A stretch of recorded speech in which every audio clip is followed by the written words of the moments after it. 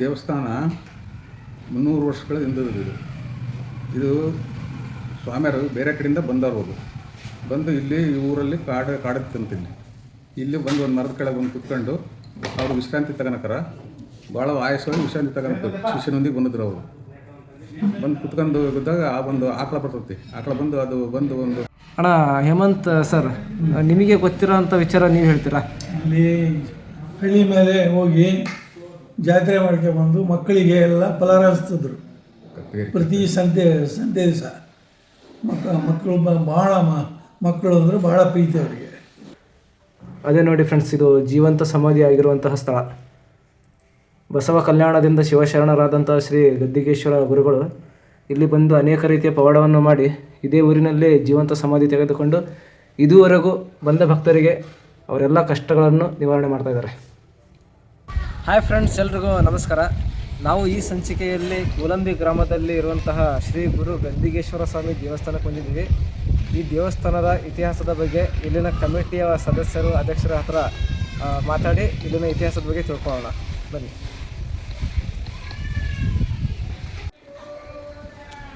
Friends, ಇದು ಕೂಲಂಬಿ ಗ್ರಾಮ, ಶ್ರೀ ಗುರು ಗದ್ದಿಗೇಶ್ವರ ಸ್ವಾಮಿ ದೇವಸ್ಥಾನ. ಇಲ್ಲಿ ಶಿವಶರಣರಾದಂತಹ ಗದ್ದಿಗೇಶ್ವರ ಅವರು ಜೀವಂತ ಸಮಾಧಿಯನ್ನು ಪಡೆದುಕೊಂಡಿದ್ದಾರೆ. ಬನ್ನಿ ಹೋಗಿ ನೋಡ್ಕೊಂಬರೋಣ. ಫ್ರೆಂಡ್ಸ್, ಶ್ರೀ ಗುರು ಗದ್ದಿಗೇಶ್ವರ ಸ್ವಾಮಿಗಳು ಅನೇಕ ಪವಾಡಗಳನ್ನು ಮಾಡಿ ಪವಾಡ ಪುರುಷರೆಂದು ಪ್ರಖ್ಯಾತಿಗೊಂಡಂತಹ ಶಿವಶರಣರು. ಮೂಲತಃ ಇವರು ಬಸವ ಕಲ್ಯಾಣದಿಂದ ಸಂಚಾರ ಮಾಡುತ್ತಾ ಕರ್ನಾಟಕದ ಈ ಭಾಗಕ್ಕೆ ಸುಮಾರು ವರ್ಷಗಳ ಹಿಂದೆ ಬಂದು ನೆಲೆಸಿ ಲೋಕ ಕಲ್ಯಾಣಾರ್ಥವಾಗಿ ಜನಸೇವೆಯನ್ನು ಮಾಡುತ್ತಾ ಇಲ್ಲಿ ನೆಲೆಸಿದರು. ಶ್ರೀ ಗುರು ಗದ್ದಿಗೇಶ್ವರ ಸ್ವಾಮಿ, ಕೂಲಂಬಿ, ಹೊನ್ನಳ್ಳಿ ತಾಲೂಕು, ದಾವಣಗೆರೆ ಜಿಲ್ಲೆ. ಕೂಲಂಬಿ ಗ್ರಾಮದ ಈ ಕ್ಷೇತ್ರದಲ್ಲಿ ಶ್ರೀ ಗುರು ಗದ್ದಿಗೇಶ್ವರ ಸ್ವಾಮಿಗಳು ತಮ್ಮ ಜೀವನವನ್ನು ಕಳೆದು ಈ ಸ್ಥಳದಲ್ಲಿ ಜೀವಂತ ಸಮಾಧಿಯನ್ನು ತೆಗೆದುಕೊಂಡಿದ್ದಾರೆ.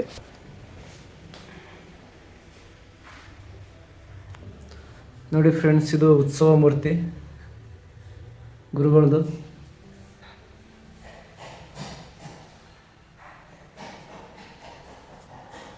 ದೇವರ ಪವಾಡ ಅಪಾರ. ನಾವು ಎಲ್ಲಿಗೆ ಹೋದ್ರೂ ಒಂದೊಂದು ಕ್ಷೇತ್ರದಲ್ಲಿ ಒಂದೊಂದು ರೀತಿಯ ಪವಾಡ ಮಾಡ್ತಾ ಇರ್ತಾನೆ ದೇವರು. ಅದೇ ನೋಡಿ ಫ್ರೆಂಡ್ಸ್, ಇದು ಜೀವಂತ ಸಮಾಧಿ ಆಗಿರುವಂತಹ ಸ್ಥಳ. ಬಸವ ಕಲ್ಯಾಣದಿಂದ ಶಿವಶರಣರಾದಂಥ ಶ್ರೀ ಗದ್ದಿಗೇಶ್ವರ ಗುರುಗಳು ಇಲ್ಲಿ ಬಂದು ಅನೇಕ ರೀತಿಯ ಪವಾಡವನ್ನು ಮಾಡಿ ಇದೇ ಊರಿನಲ್ಲಿ ಜೀವಂತ ಸಮಾಧಿ ತೆಗೆದುಕೊಂಡು ಇದುವರೆಗೂ ಬಂದ ಭಕ್ತರಿಗೆ ಅವರೆಲ್ಲ ಕಷ್ಟಗಳನ್ನು ನಿವಾರಣೆ ಮಾಡ್ತಾಯಿದ್ದಾರೆ.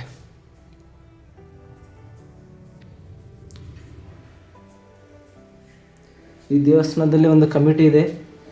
ಆ ಕಮಿಟಿಯವರ ಹತ್ರ ಹೋಗಿ ಈ ಒಂದು ದೇವಸ್ಥಾನದ ಪ್ರತಿಯೊಂದು ವಿಚಾರವನ್ನು ತಿಳಿದುಕೊಳ್ಳೋಣ. ಸ್ನೇಹಿತರೆ, ಇನ್ನೂ ಹೆಚ್ಚಿನ ಮಾಹಿತಿಗಳಿಗಾಗಿ ನಮ್ಮ ಯೂಟ್ಯೂಬ್ ಚಾನಲನ್ನು ಸಬ್ಸ್ಕ್ರೈಬ್ ಮಾಡಿಕೊಳ್ಳಿ.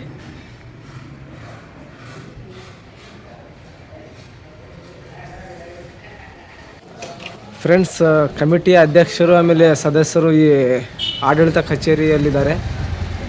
ಬನ್ನಿ ಇವರ ಹತ್ರ ಮಾತಾಡೋಣ.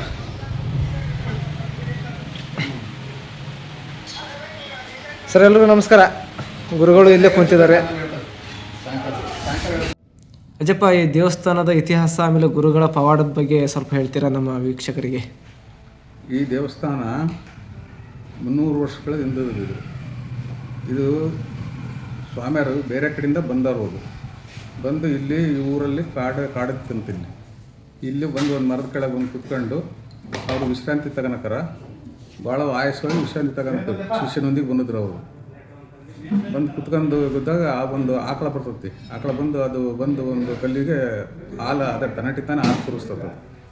ಅದನ್ನು ನೋಡಿ ನಾನು ಇಲ್ಲೇ ನೆಲೆಸ್ಬೇಕು ಅಂತ ಅವರು ಮನಸ್ಸು ಮಾಡ್ಕೊಂಡು ಇಲ್ಲೇ ಇದ್ದು ಇಲ್ಲಿನ ಸುತ್ತಮುತ್ತ ಇಲ್ಲಿ ಇರ್ತಕ್ಕಂಥ ಊರಿಗೆ ಹೋಗಿ ಯಜಮಾನರಿಗೆ ಹೋಗಿ ಎಲ್ಲರಿಗೂ ಹೇಳಿ ನಾನು ಇಲ್ಲಿಗೆ ನನಗೊಂದು ಇದು ಮಾಡಿಕೊಟ್ರಿ ಅಂತೇಳಿ ಅವಾಗ ಏನೋ ಇದನ್ನು ಮಾಡಿಕೊಟ್ಟದಾರೆ. ಇಲ್ಲಿ ಸ್ಥಳನ ಇಲ್ಲೇ ಇದು ಮಾಡ್ಕೊಂಡು ಇದ್ದು ಅವರು ದಿನನಿತ್ಯ ಇದು ಮಾಡೋದು, ಕಂಠಾಭಿಷೇಕ ಮಾಡೋದು, ಇದು ಮಾಡೋದು ಮಾಡ್ಕೊಂಡು ಜೀವನ ಮಾಡ್ತಾಯಿದ್ರು.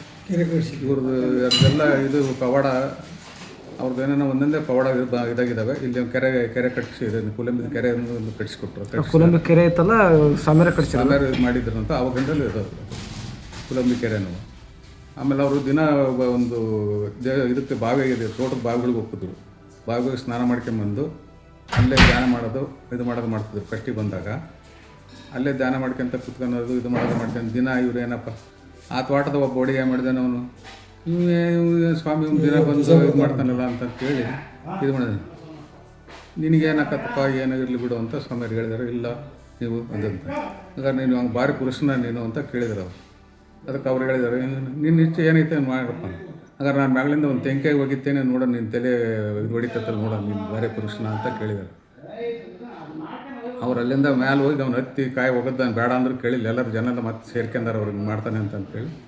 ಆದರೆ ಒಗದಿದ್ದಾನೆ. ಆ ಕಾಯಿಗೆ ಹೊಡ್ಕೊಂಡು ಅವರು ತಪಸ್ಸಿಗೆ ಕುಂತಿದ್ರಲ್ಲ, ಅವ್ರು ಇದ್ರ ಮೇಲೆ ಬಿದ್ದತ್ತದು, ತಲೆ ಮೇಲೆ. ಅವಳಿಂದಲೇ ಸ್ವಾಮಿಯರದ್ದು ಪವಾಡ ಗೊತ್ತಾಗಿರೋದು. ಆದರೂ ಏನಾಗಿಲ್ಲ ಅವರಿಗೆ, ಅವ್ರಿಗೆ ಏನೂ ಆಗಿಲ್ಲ. ಅವನಿಗೆ ಆಮೇಲೆ ಅವ್ರು ನಿಮ್ಮನ್ನು ಇದು ಹಚ್ಚಬೇಡ ಅಂತ ಅಂದ್ಬಿಡ್ತಾರೆ. ಅವರು ಯಾರು ವಂಶ ಹಚ್ಚಬಾರ್ದು ಅಂತಲೂ ಹೇಳಿದ್ದಾರೆ, ಶಾಪ ಕೊಟ್ಟಿದ್ದಾರೆ. ಅದೇ ರೀತಿ ನಡೆದಿದೆ ಇತಿಹಾಸದ ಅದು. ಆಮೇಲೆ ಆ ಹುಡುಗ ಅವರು ಮತ್ತೆ ಬಂದು ಕಾಲಿಗೆ ಬಿದ್ದು ಬೇಡ್ಕೊಂಡಿದ್ದಕ್ಕೆ, ನೀವು ನಮಗೆ ನಡ್ಕಂದ್ರೆ ಅಷ್ಟು ನಿಮಗೆ ಮತ್ತೆ ಮುಂದೆ ಇದಾಕತ್ತೆ ಅಂತಂತ ಹೇಳಿದ್ದಾರೆ ಅವರು. ಅಣ್ಣ ಹೇಮಂತ್ ಸರ್, ನಿಮಗೆ ಗೊತ್ತಿರೋ ಅಂಥ ವಿಚಾರ ನೀವು ಹೇಳ್ತೀರಾ? ಇಲ್ಲಿ ಹಳ್ಳಿ ಮೇಲೆ ಹೋಗಿ ಜಾತ್ರೆ ಮಾಡ್ಕೊಂಬಂದು ಮಕ್ಕಳಿಗೆ ಎಲ್ಲ ಫಲಾರ ಹಚ್ತಿದ್ರು. ಪ್ರತಿ ಸಂತೆ ದಿವಸ ಮಕ್ಕಳು ಭಾಳ ಮಕ್ಕಳು ಅಂದರೆ ಭಾಳ ಪ್ರೀತಿ ಅವರಿಗೆ. ಆದರೆ ಈ ಫುಲ್ ಪವಾಡ ಪುರುಷರು. ಇವ್ರ ಹೆಸರು ಇವರು ಮೊದಲು ಗದ್ದಿಗೇಶ್ವರ ಅಂತ. ಅಲ್ಲ, ಗದ್ದಿಗೇಶ್ವರ ಅಂತಾನೆ ಅವ್ರ ಹೆಸರು. ಮುರುಗೇಶ ಅಂತಂತೆ, ಗದ್ದಿಗೇಶ್ವರ ಮುರುಗೇಶ ಅಂತಾರೆ ಇಲ್ಲೆಲ್ಲ. ಅವ್ರ ಮೂಲ ಹೆಸರು ಮುರುಗೇಶ ಅಂತ ಹೇಳಿ. ಅವರ ಶಿಷ್ಯರೊಬ್ಬರು ಅವರ ಬಸ್ಲಿಂಗಪ್ಪ ಅಂತ ಇದ್ರ ಜೊತೆಗೆ ಅವ್ರು ದಿನಾಲು ಹೋಗಿ ಇಲ್ಲಿ ಇದು ಮಗ್ಲಗಳ್ಳಿ ಇರ್ತಲ್ಲ, ಕತ್ಲಗೆರೆಗೆ ಹೋಗಿ, ಕತ್ಲಗೆರೆ ಸಂತೆ ಇತ್ತು ಶನಿವಾರ ದಿವಸ, ದಿನ ಸಂತೆ ಮುಗಿಸಿ ಬಂದು ಅಲ್ಲಿ ಇರ್ತಕ್ಕಂಥ ಭಕ್ತರು ಕೊಟ್ಟು ಪಾಲಾರ್ ತಂದು ಎಲ್ಲ ಮಕ್ಕಳಿಗೆಲ್ಲ ಅನಿಸ್ತಾ ಇದ್ರು ಹೋಗ. ಆಮೇಲೆ ಯಾವುದೇ ಒಂದು ಬಂದು ಅವ್ರೇನಾರ ಸ್ವಾಮಿ ಕಷ್ಟ ಐತಿ ಅಂತ ಕೇಳಿದರೆ ಅದು ಸರಿಯಾಗಿ ತೋಗ ಅಂತ ಹೇಳಿ ಕಳಿಸಿದ್ರೆ ಅದು ಅವ್ರ ಕೆಲಸ ಆಗಂಗೆ ಅಂತ ಪವಾಡ ಮಾಡಿದ ಸ್ವಾಮಿಗಳು, ಪವಾಡ ಪುರುಷರು. ಇದು ಎಷ್ಟು ವರ್ಷ ಆಗಿರ್ಬೋದು ಇವರು ಲಿಂಗೈಕ್ಯಾಗಿ ಇಲ್ಲಿ ಈ ಸ್ಥಳದಲ್ಲಿ? ಇಲ್ಲಿ 300 ವರ್ಷ ಇರ್ಬೋದು. 300 ವರ್ಷದ ಹಿಂದೆ ಬಂದರು. ಒಂದು 100 ವರ್ಷ ಇರ್ಬೋದು ಅವರು. ಒಂದು 200 ವರ್ಷದಿಂದ ಆಗಿದ್ದಾರೆ ಅವರು. ಸ್ವಾಮಿಯರು ಎಷ್ಟು ವರ್ಷ ಬದುಕಿದ್ರು ಈ ಊರಲ್ಲಿ? ಭಾಳಷ್ಟು ಬದುಕಿದ್ದಾರೆ ಅವರು. ಲಿಂಗೈಕ್ಯ ಅಂದರೆ ಅವರ ಇದ್ರಾಗ ಹೋಗಿ ಇದ್ರಾದ ಅಂತ ಜೀವಂತ ಸಮಾಧಿ ಅಂತ ನೋಡಿದ್ರೆ, ಜೀವಂತ ಸಮಾಧಿ ಅಲ್ಲಿ ಇದೈತಿ. ಅದಕ್ಕೆ ನಮಗೆ ಇಲ್ಲೊಂದು ಗುಡಿ ಕಟ್ಟಿಸ್ಕೊಡ್ರಿ ಅಂತ ಅಂದಕ್ಕೆ ಆತ ಅವರು ಇದರಂತ. ಆಮೇಲೆ ಬೇರೆಯವರೆಲ್ಲ ಇದನ್ನು ಮಾಡಿದ್ದಾರೆ. ಅವರು ಈ ದಿನ ಹಿಂಗೆ ಕುಂದೂರು ದಾರಿಗೆ ಹೋಗ್ತಾ ಇದ್ರ, ಹೋಗರಲ್ಲಿ ಅಲ್ಲಿ ಚೋಡಂಬ ಐತಿ, ಆ ಚೋಡಂಬನ್ನು ಕರ್ಕೊಂಡು ಹೋಗಿ ಅದು ಅವರಿಗೆಲ್ಲ ಭಿನ್ನ ಮಾಡೈತೆ. ಆ ಭಿನ್ನ ತೀರ್ಸಕ್ಕೆ ಹೋದಾಗಲೇ ಅಲ್ಲೆಲ್ಲ ಆ ದೇವಿಯರ ಆಶೀರ್ವಾದ ಆಗೈತೆ ಅವ್ರಿಗೆ. ಚೌಡಮ್ಮನ ಜೊತೆ ಮಾತಾಡ್ತಿದ್ರು ಅವ್ರಿಗೆ ಆಶೀರ್ವಾದ ಮಾಡ್ಕೊಂಡು ಆಶೀರ್ವಾದ ಆಗುತ್ತೆ ಅವರಿಂದ. ಆಮೇಲೆ ಅದೆಲ್ಲ ಮಣ್ಣಲ್ಲಿ ಆಂಜನೇಯ ಸ್ವಾಮಿ ಮೂರ್ತಿನ ತೋರಿಸಿದ್ದಾರೆ ಅಂತ ಕೇಳ್ಪಟ್ಟೆ. ಹೌದು, ಅದು ಇದು ಅಲ್ಲೇ ಇದು ಮೂರ್ತಿ ಇತ್ತು ಅಂತ ಅದನ್ನ ತಗೊಂಡೋಗಿ ಕುಂದೂರು ದೇವಸ್ಥಾನದಾಗ ಸ್ಥಾಪನೆ ಮಾಡಿದ್ರು ಅಂತ. ಅದು ಕುಂದೂರಿನಲ್ಲಿ ಆಂಜನೇಯ ಸ್ವಾಮಿ ದೇವಸ್ಥಾನ ಐತಲ್ಲ, ಅದನ್ನೇ ಅಲ್ಲಿ ಹೋಗಿ ಅವಾಗ ಇದ್ದಂತ ಇವರು ಶರಣರು ಸ್ಥಾಪನೆ ಮಾಡಿದ್ರು ಅಂತ ಅವ್ರು ಬೇರೆ ಹೇಳ್ತಾರೆ ಅಷ್ಟೇ. ಈಗ ಅದು ನಮ್ಮ ಇದರಲ್ಲಿ ಇರೋದು ಹಂಗೈತದೆ ನಮ್ಮ. ಅಂದರೆ ಮುಂಚೆ ವ್ಯಾಸರಾಯರು ಸ್ಥಾಪನೆ ಮಾಡಿರೋಂಥ ಆಂಜನೇಯ ಸ್ವಾಮಿ ಅದು ಮಣ್ಣಲ್ಲಿ ಇದ್ದಿದ್ದು, ಇವರು ಹೋಗಿ ತೆಗೆದು ದೇವಸ್ಥಾನ ಕಟ್ಟಿರೋ ರೀತಿ. ಈಗಲೂ ಹೋಗಿ ಹಬ್ಬಕ್ಕೆ ಈ ಊರೇ ಕಂಕಣ ಕಟ್ಟಿ ಬರೋದು ಅಲ್ಲಿ ಒಂದೂರಿಗೆ. ಕುಲಂಬೇರೆ ಹೋಗಿ ಕಂಕಣ ಕಟ್ಟಬೇಕಾದ್ರೆ ಹಬ್ಬಕ್ಕೆ. ಮತ್ತೆ ನಡೀತೈತೆ ಈಗಲೂ ನಡೀತೈತಿ. ಇಲ್ಲಿಂದಲೇ ಕಂಕಣ ಹೋಗಿ ಕಟ್ಟಬೇಕಲ್ಲಿ. ಪ್ರಸ್ತುತ ಇವಾಗಲೂ ಹಳೆ ಪದ್ಧತಿ ನಡ್ಕೊಂತ ಬರ್ತಾ ಐತೆ ಅದು ಕಂಕಣ ಕಟ್ಟಿ ಬರೋ ಶಾಸ್ತ್ರ ಐತೆ. ಮತ್ತೆ ಹೆಚ್ಚಿನ ಪವಾಡ ಮತ್ತೇನೇನು ಮಾಡಿದ್ದಾರೆ ಗುರುಗಳು? ಗದ್ದಿಗೇಶ್ವರ ಇನ್ನು ಏನೇನು ಲೀಲೆ ಮಾಡಿದ್ದಾರೆ? ಬೇರೆ ಬೇರೆ ಕಡೆ ಅವರವರು ಇದು ಮಾಡ್ಕೊಂಡು ಸ್ವಾಮಿನೇ ಬೇಡ್ಕೊಂಡರಿಗೆಲ್ಲರಿಗೂ ಇದನ್ನು ಕೊಟ್ಟಾರೆ. ಮಕ್ಕಳಾಗಿದ್ದಾವೆ, ಸಂತಾನ ಬಗ್ಗೆ ಕೊಟ್ಟಿದ್ದಾರೆ ಎಲ್ಲ. ಆಗಿ ನಮ್ಮ ಏನಾರ ಒಂದು ಬೇಡಿಕೆ ಈಡೇರಿಸ್ಬೇಕು ಅಂದರೆ ಇಂಥ ಬೇಡಿಕೆ ಇಟ್ಟರೆ ಆ ಬೇಡಿಕೆ ಈಡೇರಿಸಿದ್ದಾರೆ ಎಲ್ಲ ಜನಸಾಮಾನ್ಯರು. ಈ ಕ್ಷೇತ್ರದ ಬಗ್ಗೆ ಯಾರೋ ಪುಸ್ತಕ ಬರ್ತಾರೆ ಅಂತ ಹೇಳಿದರು, ಅದು ಸ್ವಲ್ಪ ತೋರಿಸ್ತೀರಾ? ಇದೈತಿ ಇದು ಇದನ್ನು ಇದನ್ನು ಈ ಪುಸ್ತಕ ಬರೆದವರು ಶ್ರೀ ಗುರು ಗದ್ದಿಗೇಶ್ವರ ಲೀಲಾಮೃತ ಕ್ಷೇತ್ರ ಕೋಲಂಬಿ. ಅದನ್ನು ಯಾರು ಬರ್ದಿರೋದು ಸಮರ? ತಿಪ್ಪಯ್ಯ ತಿಪ್ಪಯ್ಯ ಅಂತ, ತಿಪ್ಪಯ್ಯ ಅಂತ, ವಿ ತಿಪ್ಪಯ್ಯ ಅಂತ ಬರ್ತಾರೆ. ನಮ್ಮೂರಿನ ವಿ ತಿಪ್ಪಯ್ಯ ಅಂತ ಬರ್ತಾರೆ ಇವ್ರು. ಒಂದು ನಿಮಿಷ. ಇ ವಿ ತಿಪ್ಪಯ್ಯ ಅವರಾ? ಇವ್ರು ಬರೆದಿರೋದು. ಎಷ್ಟು ವರ್ಷ ಆಯ್ತು ಅದನ್ನು ಬರೆದು? ಇದನ್ನು ಬರೆದೇ ಸುಮಾರು ಒಂದು 65 ವರ್ಷ. 65 ವರ್ಷ. ಅವರು ಈ ಪುಸ್ತಕ ಬರೆದು 65 ವರ್ಷ ಆಗಿದೆ. 60 ವರ್ಷ ಆಯಿತು. ಅದಕ್ಕಿಂತ ಮುಂಚೆ ಸುಮಾರು ಪವಾಡಗಳು ಸ್ವಾಮಿಯವರು ಮಾಡಿದ್ದಾರೆ. ಮತ್ತೆ ಪ್ರತಿ ವರ್ಷ ಕಾರ್ಣಿಕ ಆಗತ್ತೆ ಅಂತ ಹೇಳ್ತಿದಾರಲ್ಲ? ಕಾರ್ಮಿಕ ಇಲ್ಲ. ಮತ್ತೆ ಕಾರ್ಣಿಕ ಇಲ್ಲ ಕಾರ್ಮಿಕ ಇಲ್ಲ ಇಲ್ಲಿ ಏನು ಪ್ರತಿ ವರ್ಷ ಡಿಸೆಂಬರ್ನಲ್ಲಿ ಕಾರ್ತಿಕ ಮಾಸದಲ್ಲಿ ಕಾರ್ತಿಕೋತ್ಸವ ಜಾತ್ರೆ ಇದು ಮಾಡ್ತಾರೆ. ಇಲ್ಲಿರೋ ಭಕ್ತರೆಲ್ಲ ಹುಣ್ಣಿಮೆ ದಿವಸ ಭಕ್ತರೆಲ್ಲ ಸೇರ್ಕೊಂಡು ಗುಡೆ ಕಟ್ಟಿಕೊಡು ಅಂತ ಕೇಳಿದ್ದಾರೆ. ಅವಾಗ ಅವರು ಒಂದು ಗುಡೆ ಮಾಡಿದರು. ಆ ಗರ್ಭಗುಡೆ ತೆಗಿಬೇಕಾದಾಗ ಪಾಯ ತೆಗಿಬೇಕಾದ್ರೆ ಯಕ್ಷನಿಗೆ ಪಾಯ ತೆಗಿತಿದ್ದಂತಲೇ ಯಕ್ಷನಿಗೆ ಹೊಗೆ ಬಂದತ್ತೆ. ಹೊಗೆ ಬಂದತ್ತೆ ಅಂದ್ಬಿಟ್ಟು ಅಲ್ಲಿಗೆ ನಿಲ್ಲಿಸಿ ಅದನ್ನ ಬಿಟ್ಟು ಅಲ್ಲಿಂದಲೇ ಹಂಗೆ ಸುಮ್ಮನೆ ಇದನ್ನು ಬೆಡ್ ಹಾಕಿ ಅಲ್ಲಿಂದಲೇ ಹಂಗೆ ಗುಡಿ ಎತ್ಕೊಂಡ್ರೆ ಅಜ್ಜಾರು ಇಲ್ಲದಾರೆ ಅಂತ, ಜೀವಂತವಾಗಿದ್ದಾರೆ ಅಂತ. ಅಂದರೆ ಜೀವಂತ ಸಮಾಧಿ ಒಳಗಡೆ ಅವರು ಪಾಯ ತೆಗೆಯಕ್ಕೆ ಹೋಗಿದ್ದಾರೆ. ಪಾಯ ತೆಗೆದ್ರಲ್ಲ ಅದ್ರಾಗ ಒಂದು ಕಡೆಯಿಂದ ಬಂತಂತೆ ವಾಸನೆ. ಹೌದು, ಯಾಕಂದ್ರೆ ಜೀವಂತ ಸಮಾಧಿ ಆಗಿರೋಂಥ ಸ್ಥಳದಲ್ಲಿ ಅವ್ರು ಜಾಗೃತವಾಗಿ ಇದ್ದೇ ಇರ್ತಾರೆ. ಅವರು ಜೀವಂತ ಸಮಾಧಿ ಅದೇ ಸಮಾಧಿಗೆ ಅದು ಅವರು ಅವಾಗಲೇ ಇದಕ್ಕೆ 4 ಕಲ್ಲನ್ನು ಇಟ್ಟಿದ್ದಾರೆ. ಲಿಂಗಮುದ್ರೆ ಕಲ್ಲು ಇಟ್ಟಿದ್ದಾರೆ. ಇಲ್ಲೊಂದು 4 ಮೂಲಿಗೆ 4 ಕಲ್ಲನ್ನು ಇಟ್ಟಿದ್ದಾರೆ. ಇದ್ರೊಳಗೆ ಏನಾದರೂ ಇದಾಗಲ್ಲ, ನೋವು ಸಾವು ನೋವು ಆಗಲ್ಲ. ಅಂದರೆ ಗುರುಗಳ ಮಹಿಮೆ ಅದು. 4 ದಿಕ್ಕಿಗೂ 4 ಲಿಂಗ ಮುದ್ರೆ ಕಲ್ಲಿಟ್ಟಿದ್ರೆ ಒಳಗಡೆ ಎಲ್ಲ ಶುಭ ಕಾರ್ಯನೇ ಆಗಬೇಕು ಅಂತ ಅವರು ಇದು ಮಾಡಿದ್ರು, ಇಚ್ಛೆ ಮಾಡಿದ್ದಾರೆ. ಇರೋದಾಯ್ತು ನಡೀತದೆ. ಅದು ನಡೆದೋದಕ್ಕೆ ನಮಗೊಂದು ಸಾಕ್ಷಿ ಆಗೈತೆ ಈಗ. ಎಲ್ಲಿ? ಇಲ್ಲೇಯ ಅದು ನಮ್ಮ ಸಾಕ್ಷಿ ಏನಪ್ಪ ಅಂದ್ರೆ ನನ್ನ ಮಗಳು ವರ್ಷ ಇದನ್ನು ಕಟ್ಸಿದ್ಲು, ಹೂವಿನ ತೇರು ಕಟ್ಸಿದ್ಲು. ಹೂವಿನ ತೇರು ಕಟ್ಸಿ ಹೇಳಿದ್ರೆ ಮುಂದಕ್ಕೆ ಸ್ವಲ್ಪ ದೂರ ಬಂತು. ಈ ಲೈಟಿಗೆ ವಿದ್ಯುತ್ ಐತಲ್ಲ ಅದನ್ನು ಎತ್ತಬೇಕು ಅಂತಂದ್ರೆ ಒಬ್ಬನು ಎತ್ತಲಿಲ್ಲ, ಜೋರ ಗೆಳದೇ ಬಿಟ್ರು. 4 ಫೇಸು 3 ಫೇಸು ವೈರ್ ವರ್ಕೊಂಡ್ ಬಿದ್ದುಬಿಡ್ತು. ಯಾರ್ಯಾರಿಗೂ ಹೊಡಿಲಿಲ್ಲ. ಹಂಗೆ ಕರೆಂಟ್ ಗಪ್ಪ ಅಂತ ಹೋಗ್ಬಿಡ್ತಂಗೆ.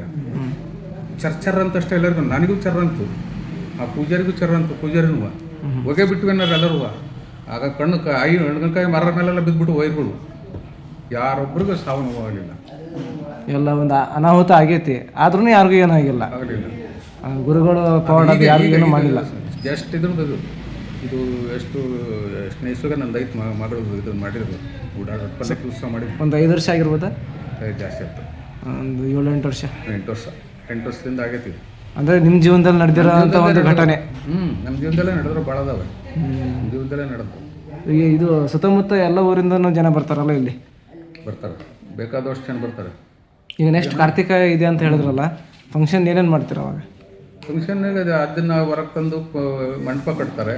ಅವೆಲ್ಲ ದೊಡ್ಡದಾಗಿ ಮಂಟಪ ಕಟ್ತಾರೆ. ಈಗ ಸಣ್ಣದಾಗಿ ನಾವು ಅದನ್ನೇ ಕಲ್ಲಿಂದ ಇದರಿಂದ ಒಬ್ಬರು ಭಕ್ತರು ಅವ್ರು 4-5 ಎಕರೆ ಜಮೀನು ಗಿಡಪ್ಪ ವೀರಪ್ಪ ಅಂತಂದ್ರೆ 4-5 ಎಕರೆ ಜಮೀನು ಮಾರಿ ಮುಂದಿಂದ ಪಡ್ಸಲೆ ಅಂತ ಕಟ್ಟಿಕೊಟ್ರು. ಆ ಮಂಟಪನೆಲ್ಲ ಅದ್ರಾಗೆ ಮಾಡ್ತಾರೆ. ಅದನ್ನು ಕಟ್ಟೋದು ಅದನ್ನ ಸಾಮೂಹಿಕ ವಿವಾಹ ಅವೆಲ್ಲ ನಡೆಸ್ತೀರ? ಸಾಮೂಹಿಕ ವಿವಾಹ ನಡೆಸ್ತದ. ನಾವು ಬಂದಮೇಲೆ ಅದು ಮುಂದಿನ ಯಜಮಾನ ಅವರಲ್ಲ, ನಮ್ಮ ಇದು ಬಂದಮೇಲೆ ನಾವು ಮಾಡ್ತಾಯಿದ್ವಿ ಸಾಮೂಹಿಕ ವಿವಾಹನೆಲ್ಲ. ಅಂದರೆ ಈ ನಿಮ್ಮ ಕಮಿಟಿಯಲ್ಲಿ ಇದು ಕಲ್ಯಾಣ ಮಂಟಪ ಎಲ್ಲ ಮಾಡಿ ಇದು ಮಾಡಿದ್ವಿ. ಇದನ್ನು ಇಂಪ್ರೂವ್ ಮಾಡಿದ್ವಿ, ಎಲ್ಲದೂ ಮಾಡಿದ್ದೇವೆ. ಇದನ್ನು ಇತ್ಲಾಗೆಲ್ಲ ಜಮೀನು ಇಂಥವೆಲ್ಲ ಕಣನೆಲ್ಲ ಕೊಂಡ್ಕೊಂಡ್ವಿ. ಅಜ್ಜನ ಆಶೀರ್ವಾದದಿಂದ ಎಲ್ಲರಿಗೂ ಭಕ್ತರು ಈಗಲೂ ಸಾಮೂಹಿಕ ವಿವಾಹಗಳು ನಡೆಸ್ತವೆ. ಭಕ್ತರು ಈಗ ಅವ್ರಿಗೆ ಮನಸ್ಸಿಗೆ ಮಾಡ್ಕೊಂಡ್ರೆ ಈಗ ಇಲ್ಲೇ ಒಬ್ಬರು 16 ವರ್ಷ ಆಯ್ತು ಇವ್ರದ್ದು ಒಂದು ಕೇಸ್ ನಡೆಯೋಕಕ್ಕೆ. ಅವ್ರದ್ದು? ಅವ್ರದ್ದು ಕೇಸ್ ಅವತ್ತು ಆಯ್ತು. ಈಗ ಸ್ವಲ್ಪ ಅವ್ರಿಗೆ 1 ಲಕ್ಷ ರೂಪಾಯಿ ಇದ್ದು ಬಂಡ ಸಮಾಜ.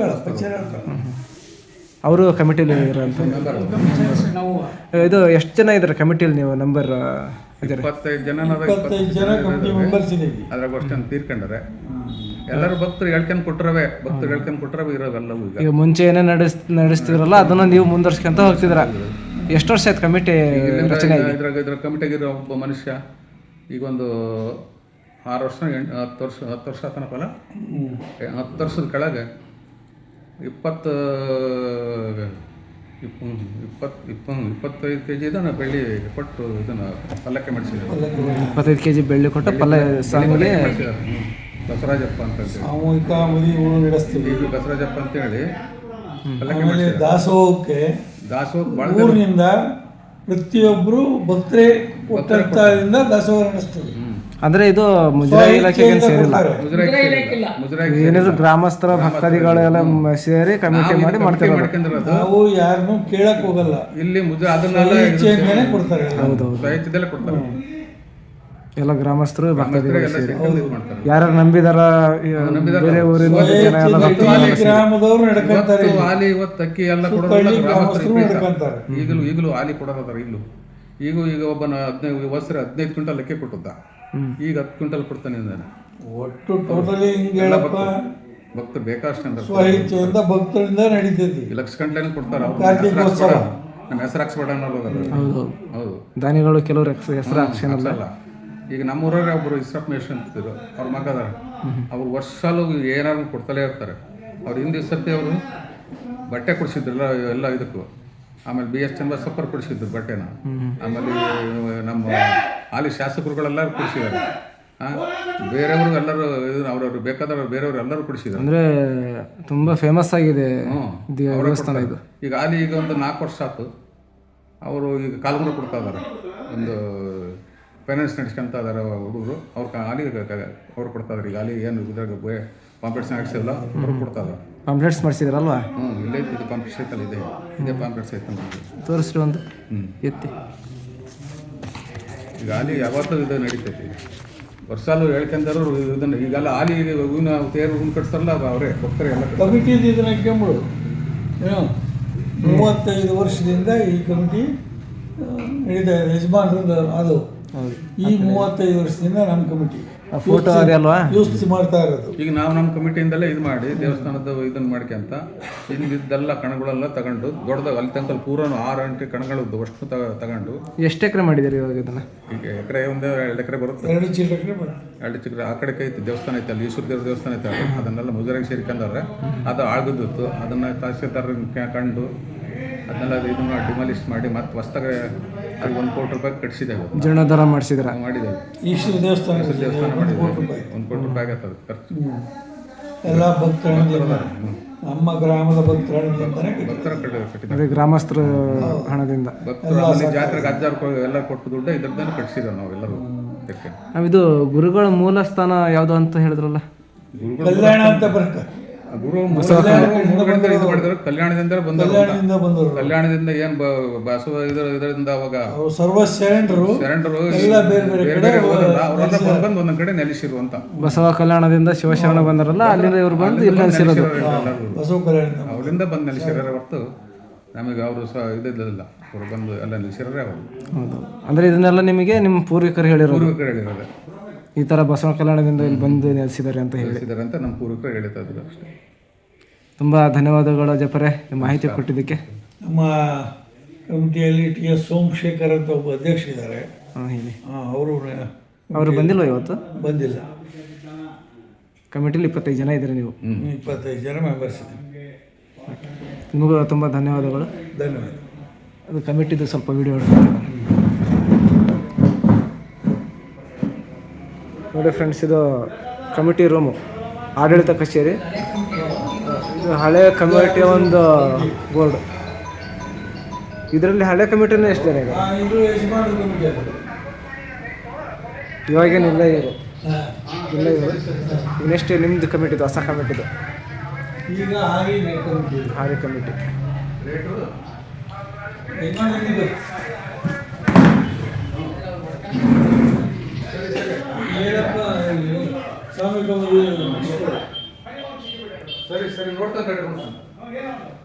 ಶ್ರೀ ಗುರು ಗದ್ದಿಗೇಶ್ವರ ಸ್ವಾಮಿ ನೋಡಿ ಸ್ನೇಹಿತರೆ, ಪ್ರಥಮವಾಗಿ ಇಲ್ಲಿ ಶ್ರೀ ವಿನಾಯಕನ ಒಂದು ದೇವಸ್ಥಾನವನ್ನು ನಿರ್ಮಾಣ ಮಾಡಿದ್ದಾರೆ. ಪ್ರಥಮ ಪೂಜಿತ ಗಣೇಶನ ಒಂದು ದೇವಸ್ಥಾನ.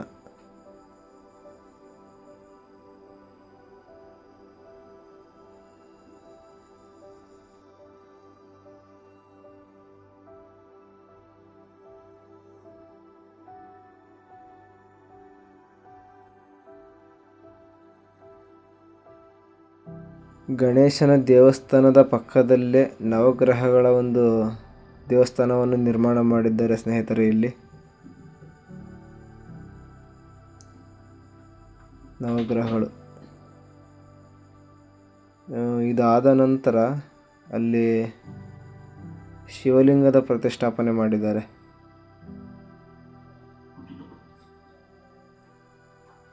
ಹಳೆ ಕಾಲದ ಶಿವಲಿಂಗ, ಈ ಕಡೆ ನಾಗದೇವತೆ ಕೆಳಗಡೆ. ಇದು ಶ್ರೀ ಗುರು ಗದ್ದಿಗೇಶ್ವರ ಸ್ವಾಮಿ.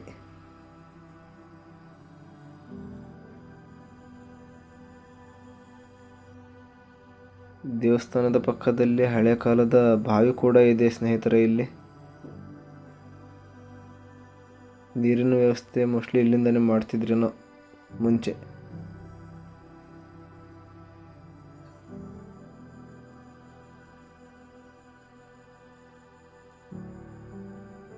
ನೋಡಿ, ಎಲ್ಲಿ ಹೋದರೂ ನಮ್ಮ ಬಾಸ್ ವಿಗ್ರಹ ಇರಲೇಬೇಕಲ್ಲ. ಜೈ ಆಂಜನೇಯ.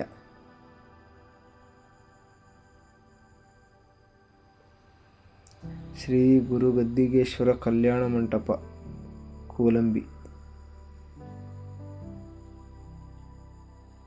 ದೇವಸ್ಥಾನದ ಪಕ್ಕದಲ್ಲೇ ಕಲ್ಯಾಣ ಮಂಟಪ ನಿರ್ಮಾಣ ಮಾಡಿದ್ದಾರೆ ಫ್ರೆಂಡ್ಸ್. ಇದು ಗುರುಗಳು.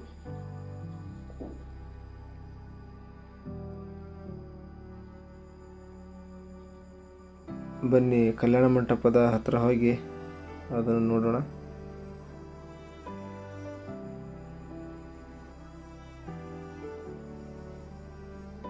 ಅಲ್ಲಿ ರಥ ಕಾಣ್ತಾ ಇದೆ.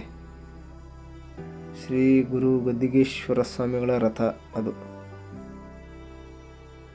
ರಥೋತ್ಸವ ಮಾಡೋಕ್ಕೆ ಎಲ್ಲ ಸಿದ್ಧತೆಯನ್ನು ನಡೆಸ್ತಿದ್ದಾರೆ. ಧ್ವಜಸ್ತಂಭ.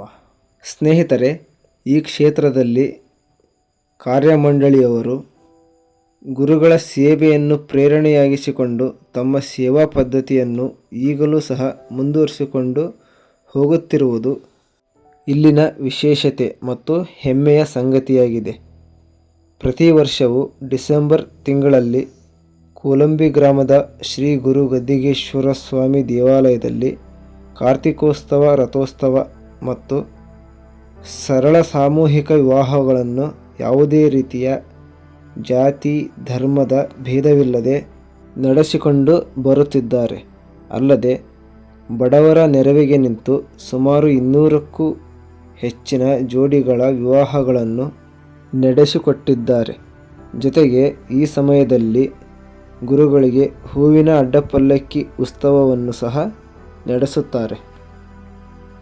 ಕೂಲಂಬಿ ಕ್ಷೇತ್ರವು ದಾವಣಗೆರೆ ಜಿಲ್ಲೆಯಿಂದ ಸುಮಾರು 30 ಕಿಲೋಮೀಟರ್ ದೂರವಿದ್ದು, ಹೊನ್ನಳ್ಳಿ ತಾಲೂಕಿನಿಂದ ಸುಮಾರು 22 ಕಿಲೋಮೀಟರ್ ದೂರದಲ್ಲಿದೆ. ಸ್ನೇಹಿತರೆ, ಪ್ರತಿ ವರ್ಷ ಡಿಸೆಂಬರ್ ತಿಂಗಳಲ್ಲಿ ನಡೆಯುವಂತಹ ಕಾರ್ತಿಕ ಮಾಸದ ರಥೋತ್ಸವ ಮತ್ತು ಅಡ್ಡಪಲ್ಲಕ್ಕಿ ಉತ್ಸವದ ಸಮಯದಲ್ಲಿ ರಾಜ್ಯದ ಅನೇಕ ಕಡೆಯಿಂದ ಭಕ್ತಾದಿಗಳು ಈ ಒಂದು ಕ್ಷೇತ್ರಕ್ಕೆ ಬರುತ್ತಾರೆ.